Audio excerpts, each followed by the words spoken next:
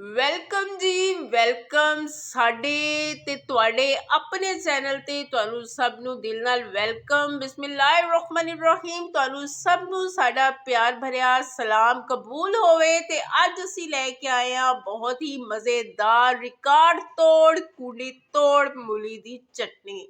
ਮੂਲੀ ਦੀ ਇਹ ਚਟਨੀ ਬਹੁਤ ਮਜ਼ੇਦਾਰ ਬਣਨ ਵਾਲੀ ਹੈ ਤੇ ਤੁਸੀਂ ਰਹਿਣਾ ਸਾਡੇ ਨਾਲ ਤੇ ਵੀਡੀਓ ਨੂੰ ਕੰਪਲੀਟ ਵਾਚ ਕਰਨਾ। ਸਭ ਤੋਂ ਪਹਿਲੇ ਅਸੀਂ ਲੈਨੇ ਸਬਜ਼ ਮਿਰਚਾਂ ਦੇ ਟੁਕੜੇ। ਇਹ ਟੁਕੜੇ ਅਸੀਂ ਰਫਲੀ ਕਾਟੇ ਸਨ ਤੇ ਅਸੀਂ ਕੁੰਡੀ 'ਚ ਪਾ ਕੇ ਇਹਨਾਂ ਨੂੰ ਕੁੱਟ ਲੈਂਦੇ ਹਾਂ। ਤੇ ਉਹਦੇ ਤੋਂ ਬਾਅਦ ਸਾਡੇ ਕੋਲ ਹਰਾ ਧਨੀਆ ਅਸੀਂ ਲੈਣਾ ਹੈ ਹਸਬੇ ਜ਼ਰੂਰਤ। ਤੇ ਉਹਨੂੰ ਵੀ ਮਿਰਚਾਂ ਦੇ ਨਾਲ ਸੁੱਟ ਛੱਡਣਾ ਹੈ ਤੇ ਕੁੰਡੀ ਦੇ ਵਿੱਚ, ਕਿਤੇ ਉਹ ਹੋਰ ਨਹੀਂ ਸੁੱਟਣਾ। ਤੇ ਸੁੱਟ ਕੇ ਉਹਨੂੰ ਵੀ ਚੰਗੀ ਤਰ੍ਹਾਂ ਅਸੀਂ ਕੁੱਟ ਲੈਣਾ ਹੈ।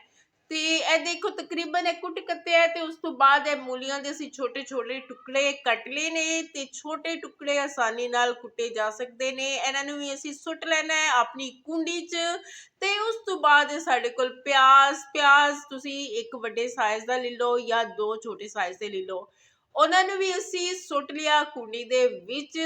ਤਕਰੀਬਨ ਸਾਰੀਆਂ ਚੀਜ਼ਾਂ ਸੁੱਟੀਆਂ ਜਾ ਸਕਦੀਆਂ ਨੇ ਲੇਕਿਨ ਕੁਝ ਚੀਜ਼ਾਂ ਅਜੇ ਵੀ ਬਾਕੀ ਨੇ। ਇਹ ਗੋਲ ਸੁਰਖ ਮਿਰਚਾਂ ਨੇ, ਮੈਂ ਬਾਜ਼ਾਰੋਂ ਲੈ ਕੇ ਆਈ ਹਾਂ ਤੇ ਮੈਂ ਸੋਚਿਆ ਕਿ ਜਿੰਦੇ ਤੱਕ ਇਹ ਖਤਮ ਨਹੀਂ ਹੁੰਦੀਆਂ ਉਨੀ ਦੇਰ ਤੱਕ ਮੈਂ ਜਿਹੜੀ ਰੈਸਿਪੀ 'ਚ ਮਿਰਚ ਪਾ ਸਕੀ ਉਸ ਰੈਸਿਪੀ ਦੇ ਵਿੱਚ ਮਿਰਚਾਂ ਇਸਤੇਮਾਲ ਮੈਂ ਕਰਦੀਆਂ ਨੇ। ਤੇ ਇਹ ਜਨਾਬ ਸਾਡਾ ਨਮਕ,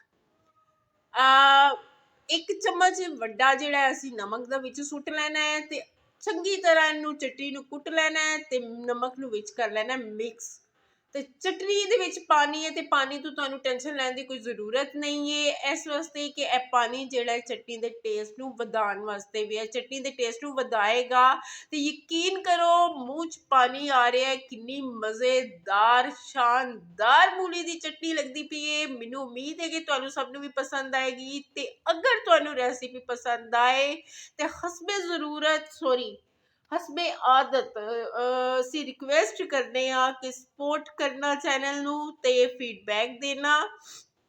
ਤੇ ਚਟਨੀ ਅਗਰ ਤਿਆਰ ਕਰੋ ਤੇ ਸਾਨੂੰ ਫਿਰ ਵੀ ਦੱਸਣਾ ਕਿ ਜੀ ਸਾਡੀ ਚਟਨੀ ਜਿਹੜੀ ਹੈ ਇਸ ਤਰ੍ਹਾਂ ਦੀ ਤਿਆਰ ਹੋਈ ਹੈ। ਤੇ ਮਿਲਦੇ ਆ ਨੈਕਸਟ ਵੀਡੀਓ 'ਚ। ਤਬ ਤੱਕ ਰੱਬ ਰਾਖਾ, ਅੱਲਾ ਹਾਫਿਜ਼। ਆਪਣੇ ਚਾਹਣ ਵਾਲਿਆਂ ਦਾ ਖਾਸ ਖਿਆਲ ਰੱਖਣਾ।